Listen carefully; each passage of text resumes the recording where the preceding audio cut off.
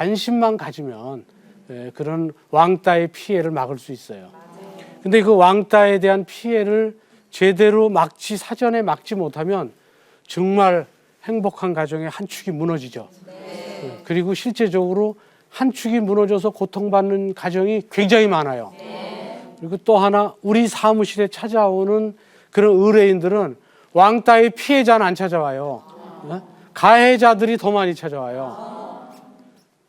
피해자들은 피해자이기 때문에 고소를 하는 입장인데, 가해자들은 고소를 당한 입장이니까 어떻게 피해를 좀 형을 덜 받을까. 그리고 합의를 얼마를 주고 합의를 해야 되는지 뭐 이런 것 때문에 찾아와요.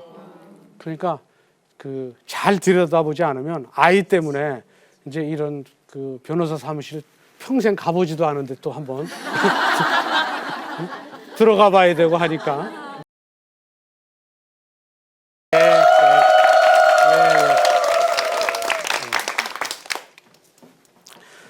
오늘은 이제 행복한 가정을 만들기 위해서는 자녀들한테 다가오는 위기를 미리 감지하고 그거에 대해서 잘 대처를 해야지. 그렇지 않으면 또다시 행복한 가정이 결국 무너져서 아주 슬픔에 쌓이게 되죠.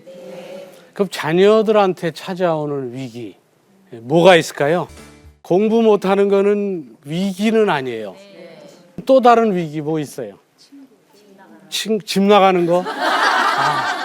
그것도 문제죠. 그럼 왜 집 나갈까요? 네? 잘못해줘서. 그거는 이제 부모님들이 잘못해줘서 집 나가면 그냥 우리가 잘하면 되는 거고, 얘네들은 무슨 위기가 있을까, 아이들한테?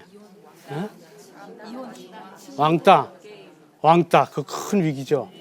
학교에서. 그러면 아이들이 왕따 당하고 있는지 우리가 다 잘 들여다봐야 되겠죠.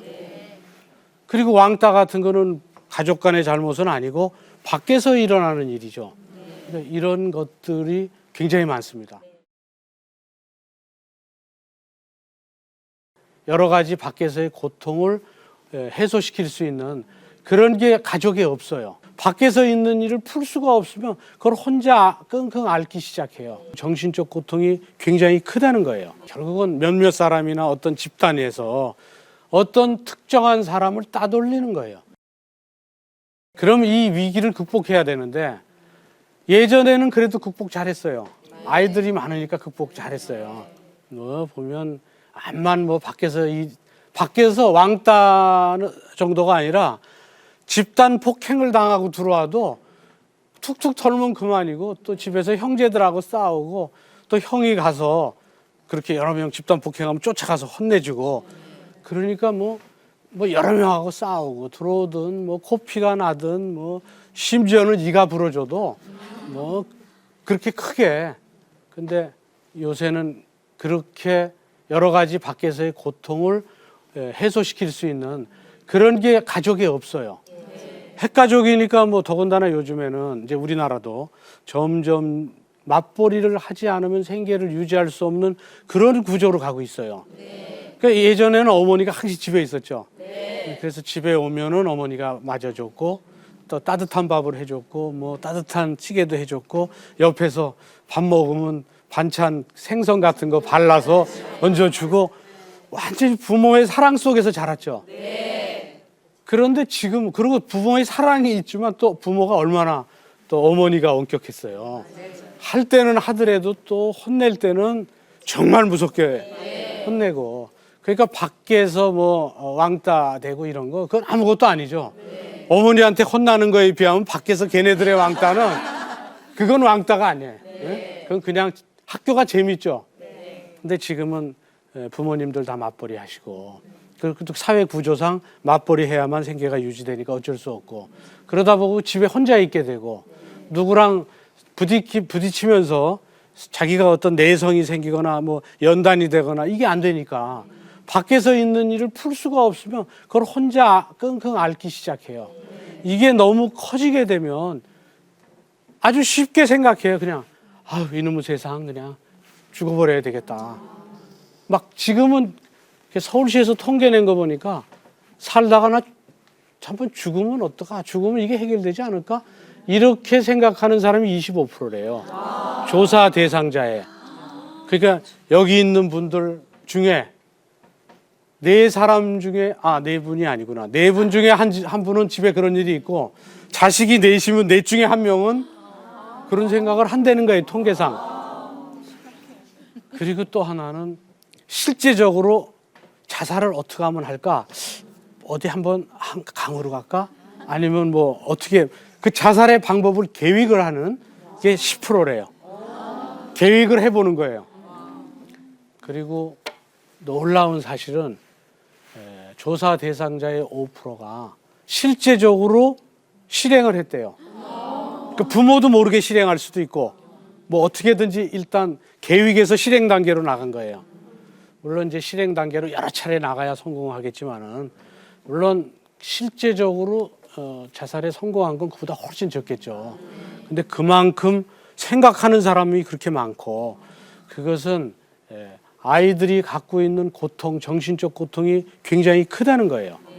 그래서 그 정신적 고통이 크다는 것을 우리가 제대로 확인하지 못하면 얘네들이 언제 실행할지 모르는 시한폭탄이 되고 이게 실행이 돼버리면 완전히 집안이 풍지박산이 나는 거예요. 그리고 그 다가오는 고통, 또 가장이 그 자식을 잃었을 때의 고통은 상상할 수도 없어요. 그래서 결국은 그런 일이 없도록 우리가 항시 잘 봐야 되는데 문제는 그 왕따라는 게 결국은 몇몇 사람이나 어떤 집단에서 어떤 특정한 사람을 따돌리는 거예요. 그래서 이걸 집단 따돌림. 이거는 이지메라고 그래서 일본에만 있었던 풍습이에요. 우리나라에는 왕따 없었습니다. 옛날에는 왕따가 없었어요. 그리고 왕따라는 말 자체도 없었고 그런 형제가 많기 때문에 왕따가 돼도 그거로 인해서 고통받는 사람이 없기 때문에 왕따라는 게 없었죠.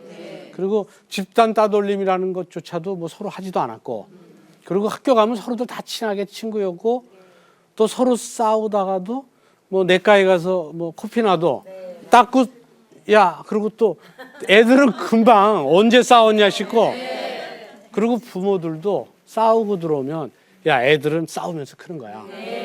그러면 왕따가 있을 수가 없어요. 다 그런 줄 알았어요.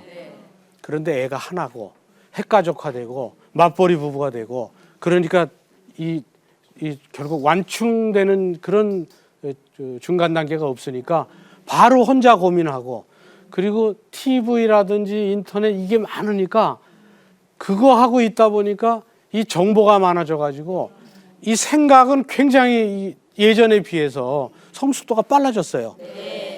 그러니까 몸은 결국은 그 정도를 따라가지 못하고 몸은 빨리 이렇게 성숙되는데 정신 연령이나 이런 것들은 그 본인을 컨트롤할 수 있는 건 또 약해지고 그래서 체력 극달 검정이나 이런 걸 하면 몸은 커졌는데 오히려 실제적인 거는 단단해지지 못하고 약하고 정신적으로도 좀 약해졌어요. 이제 그런 사람이 집단 이게 따돌림 현상이 오면 굉장히 어려워지죠. 그러니까 집단 따돌림도 왕따 그러는데 정말 무서운 게 은따 같은 겁니다. 은따는 은근히 따돌린다고 그래서 그래서 그걸 은따라고 그런대요. 왕따 하는지도 모르고 은따를 하는데 본인은 알아요. 특히 이제 여학생들 경우엔 그 옆에 이렇게 지나가는 거 알면서도 뒤에서 걔 들으라고 얘기를 해요. 뭐라고 얘기하고 걔 듣고 있죠. 그 대놓고는 얘기를 안 하고 그리고 또 다른 걸로 조금씩 결국 막 아주 겉으로 드러나지는 않게 하는데 그리고 또 심지어는 그 반따라는 게 있대요. 반따는 뭔가 그랬더니 반 학생들이 다 그 따돌림의 대상은 대부분 약자들이에요. 그러니까 그 약자를 보호해 줘야 되고 같은 반 학생들의 독립의식 이런 걸 가르쳐 주면 그렇지 않은데 이게 제일 안 따돌리면 자기가 또 왕따 될지 몰라서 자기도 그랬다. 나중에 조사하면 그런데요. 그리고 심지어는 전따라고 그래요. 전따 뭐냐 그랬더니 그랬어요. 그게 저는 어떻게 전교생이 따돌릴 수 있을까? 저희들로서는 상상할 수가 없는데 근데 그렇게 분위기를 어린애들이 만들어 가버리면 그냥 걔는 계속 지나가는 사람마다 그렇게 왕따시켜. 그럼 그 부모가 얼마나 힘들고 고통스럽겠어요.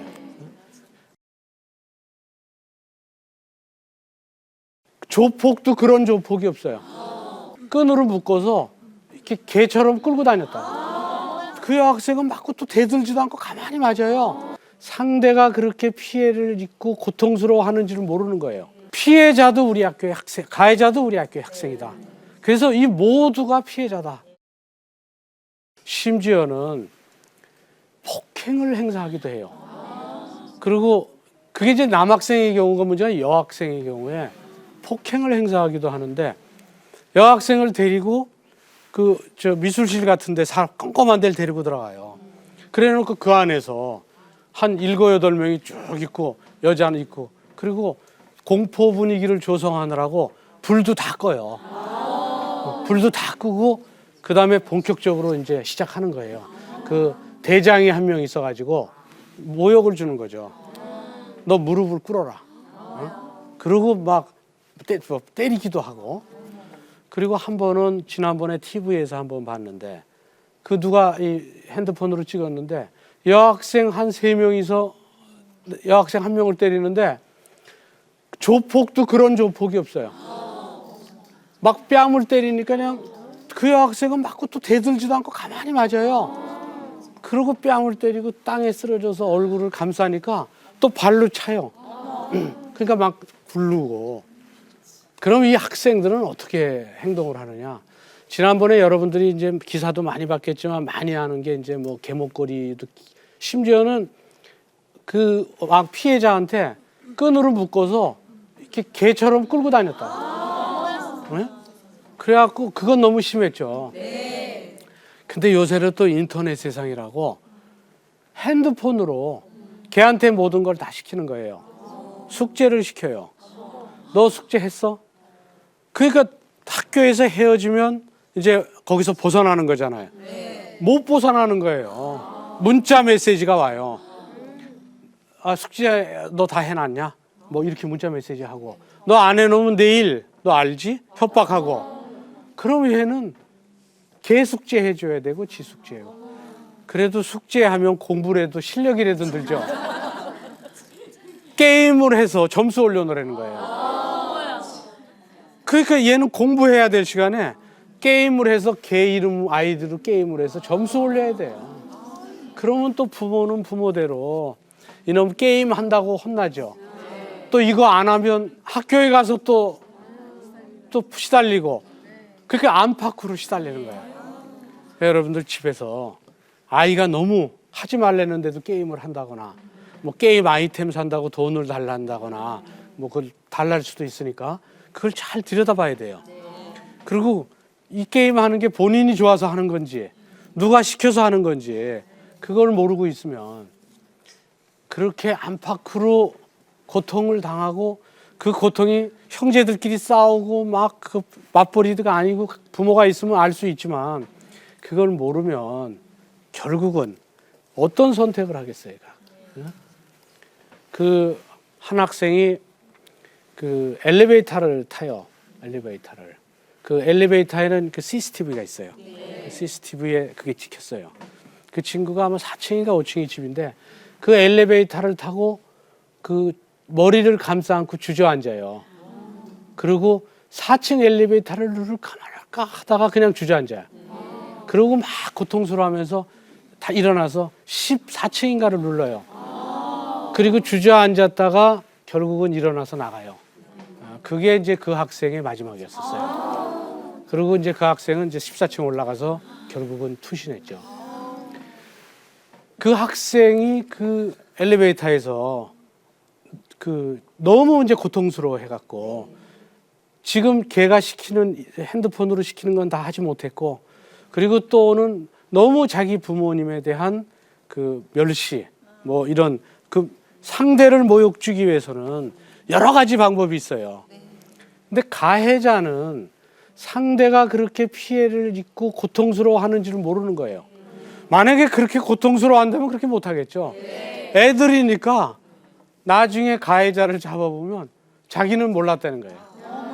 자기는 장난으로 그랬고 그거는 서로 놀이였다 이거야. 서로 주고받은 놀이.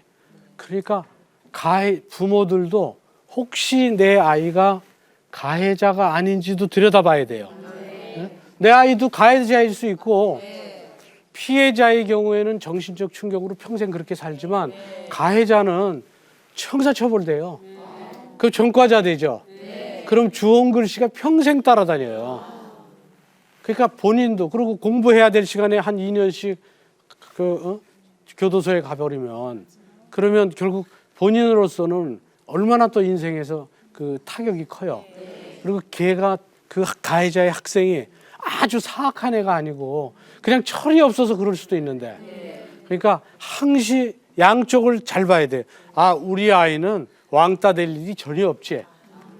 아마 왕따 되기는커녕 누구를 어떻게 뭐 심부름 시키거나 뭐 그러지 왕따 안 된다. 그러고 마음을 놓아서는 안 돼요.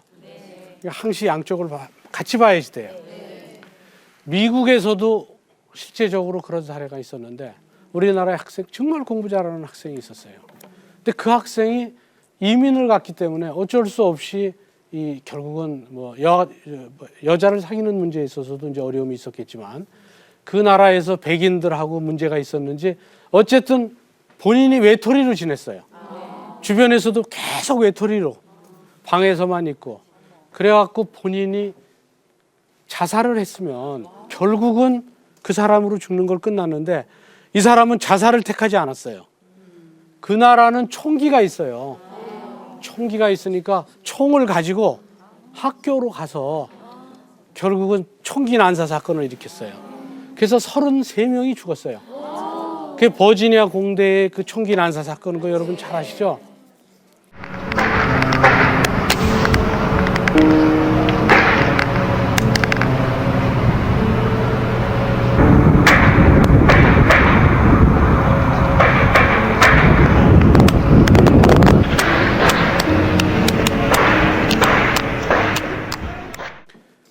그리고 결국은 본인도 거기서 이제 자살을 해서 죽었는데 결국은 자살했죠. 본인이 혼자 죽을 수는 없다 뭐 이런 생각을 했는지 그리고 막 여러 가지 글을 썼어요. 그리고 이제 33명의 피해자가 났기 때문에 그 33명의 피해자에 대해서 33개의 촛불을 켜놨어요. 학교에서. 그 33개의 돌을 갖다 놓고 그리고 거기 꽃 추모를 해요.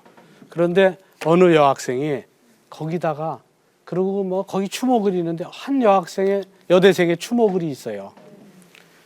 우리는 너무 몰라서 미안하다. 네가 그렇게 외로운 줄을 몰랐다. 이런 글을 써놨어요. 그러니까 미국의 그 여학생은 저 친구는 살인범이다.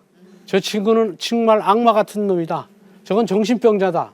이렇게 생각한 게 아니라 그 여학생은 저거는 우리 사회의 책임이다. 왜 저렇게 힘들고 고통스러워한 거를 우리가 미리 알지 못했느냐. 학교 당국도 알아야 되는 거 아니냐. 그런 거를 호소하는 글이에요. 그 짧은 글이 내가 그렇게 힘들어하는 줄 몰랐다. 미안하다. 이런 여학생의 글. 그리고 그 후에 촛불이 하나 더 생기고 돌이 하나 더 올랐었어요. 그래서 버지니아 공대에서는 피해자도 우리 학교의 학생, 가해자도 우리 학교의 학생이다. 그래서 이 모두가 피해자다. 그래서 이 살인을 저지른 학생이나 사망한 학생이나 다 우리의 학생이다. 이건 우리 모두의 책임이고 우리가 여기서 어떤 교훈을 받아야 된다는 취지인지 몰라도 거기에 이 촛불이 34개의 돌이 있더라고요. 그래서 하나가 더 된 게 그 여학생의 편지 때문인지 몰라도 어쨌든 처음엔 그게 다 아니었던 것 같은데 그 편지가 상당히 인상적으로 느껴졌어요. 그래서 결국은 왕따로 인한 피해가 국내외적으로 이렇게 굉장히 힘들어요. 대응 방법을 알고 있어야 해결책이 생겨요. 학교에 가서 선생님도 좀 만나보시고 이럴 때는 학생한테 징계를 하게 할 수도 있고 왕따도 결국은 형사처벌이 됩니다. 실제적으로 잘 그 관심만 가지면 그런 왕따의 피해를 막을 수 있어요. 그리고 그 피해는 결국 그 가정을 무너뜨리는데 이렇게 되면 이런 경우도 자세히 들여다봐야 돼요. 자세히 들여다봐서 해결책을 찾아야 되는데 수시로 아이들 문자 메시지도 좀 들여다보세요. 뭐 하고 있는지. 학교에 가서 선생님도 좀 만나보시고 가까운 친구들 있으면 사실대로 얘기해라. 그래 놓고 대응 방법을 알고 있어야 해결책이 생겨요. 대응 방법은 결국 이 왕따를 시키면 결국 왕따도 결국은 형사처벌이 됩니다. 결국 상대에 대해서 폭력을 행사하잖아요. 왕따로. 그럼 폭행죄로 처벌되고, 특히 그 어느 여학생이 이제 껌껌한 미술실에 불 꺼놓고 막 혼낼 때 폭행한 사람은 그 한 사람하고 그 옆에서 거둔 거 말로 또 거들죠. 너 뭐 얘 대장이 그러니까 그 옆에 보좌관이. 응? 응? 그 다음에 이제 수행원들, 이 친구들은 왕따 될까봐 할 수 없이 구경 간 사람들, 병풍이라고 그래서 형사적으로 다 처벌됩니다. 그러니까 뭐냐면 무슨 조폭이 뭐 한 10명이 가는데 2명만 폭행하고 8명은 옆에 서 있었잖아요. 그래도 집단 폭행으로 처벌하는 게, 맞는 사람은 그렇게 여러 명 서 있으면 그 사람들이 위압감을 주기 때문에 마찬가지로 그 사람도 다 처벌받아요. 그러니까 아이들한테도 혹시 그런 일이 있으면 가서 말릴지언정 말리지 못하면 구경도 하면 안 돼. 그 자리에 있었던 사람을 조사하면 다 그 구경했던 사람 다 처벌될 수가 있어요. 그러니까 절대로 가시면 안 되고, 가라 그러면 그 얘기도 하고, 그리고 형사처벌 될 뿐만 아니라 그 불법행위에 의한 손해배상 청구 소송도 해서 손해배상 청구도 할 수 있어요. 치료비라든지 또는 정신적 충격에 의한 배상. 지난번에는 한번 뭐 그런 왕따에 대한 판결로 5천만 원이 판결 난 적도 있어요. 그러니까 누구 왕따 시키려면 집안에 5천만 원이 있나 보고, 그러고 해야지. 경제적인 피해도 굉장히 큽니다. 그러니까 피해자는 정말 극단적 선택을 할 만큼 고통스럽지만, 가해자도 결국 주원 글씨의 전과자가 될 수도 있고, 집안의 재산이 5천만 원이 있어서 가정 경제가 무너질 수도 있고, 그리고 또 하나는 학교도 책임을 집니다. 학교도 그거를 관리를 잘 못했다는 점에 대해서 책임을 져야 돼요. 그러면 학교도 책임을 질 수가 있죠. 그래서 이런 정보를 딱 갖고 그 학교에다 얘기하면 학교에서 즉각적으로 조치를 취해요. 그런 왕따가 있다 그러면 사실은 별 왕따도 아닌데도 막 피해자라고 가서 얘기해 버리면 그게 문제가 돼요. 그러니까 왕따 안 했으니까 괜찮다 하지 마시고, 왕따 비슷한 것도 하면 그러면 또 문제가 될 수도 있어요. 그러니까 그런 걸 잘 보시고 형사 책임. 근데 이제 아이들의 경우에는 미성년자 10살짜리는 촉법소년 그러니까 10살에서 그러니까 가령 14살이면 형사 미성년자라서 처벌은 안 돼요. 하지만 이제 촉법소년이라고 그래서 그 10세 이상에서면 촉법소년이라고 그래서 그러니까 10세만 넘어도 촉법소년으로 문제가 될 수 있어요. 이제 그 형사처럼 처벌되는 건 아니지만 그래도 처벌될 수가 있어요. 그러니까 어리다고 처벌 안 되는 건 아니니까. 그리고 민사상 불법행위 책임은 미성년자는 돈이 없잖아요. 근데 그럴 때는 부모가 그 돈을 내게 돼 있어요. 그러니까 부모 책임으로 가요. 결국은 아무리 형사 미성년자라고 하더라도 보통 이제 뭐 그런 거 왕따하는 사람들은 형사처벌을 만약에 이제 나이가 어려서 안 받는다고 하더라도 결국 그 손해배상 책임을 부모가 지게 되죠. 이제 그러기 때문에 이런 걸 가지고 그 가해자의 부모를 찾아가는 거예요.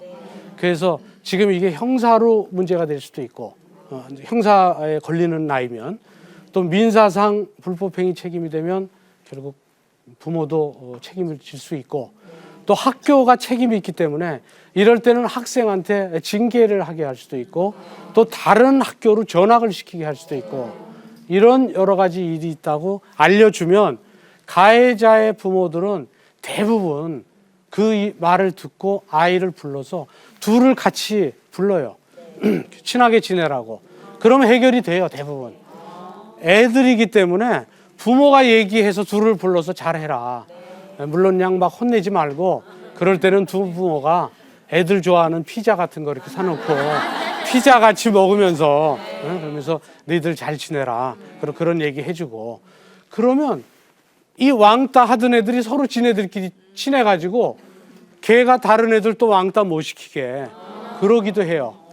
그러니까 실제적으로 잘 그 관심만 가지면 그런 왕따의 피해를 막을 수 있어요. 근데 그 왕따에 대한 피해를 제대로 사전에 막지 못하면 정말 행복한 가정의 한 축이 무너지죠. 그리고 실제적으로 한 축이 무너져서 고통받는 가정이 굉장히 많아요. 그리고 또 하나 우리 사무실에 찾아오는 그런 의뢰인들은 왕따의 피해자는 안 찾아와요. 가해자들이 더 많이 찾아와요. 피해자들은 피해자이기 때문에 이제 고소를 하는 입장인데 가해자들은 고소를 당한 입장이니까 어떻게 피해를 좀 형을 덜 받을까? 그리고 합의를 얼마를 주고 합의를 해야 되는지 뭐 이런 것 때문에 찾아와요. 그러니까 잘 들여다보지 않으면 아이 때문에 이제 이런 변호사 사무실 평생 가보지도 않은데 또 한번 들어가 봐야 되고 하니까 여러분들 정말 아이들 잘 가해자나 피해자나 둘 다 궁극적으로 모두 피해자가 됩니다. 그래서 우리 아들은 절대로 왕따 당할 일이 없다. 이렇게 믿어서는 안 됩니다. 오늘은 여기까지입니다. 감사합니다. 네.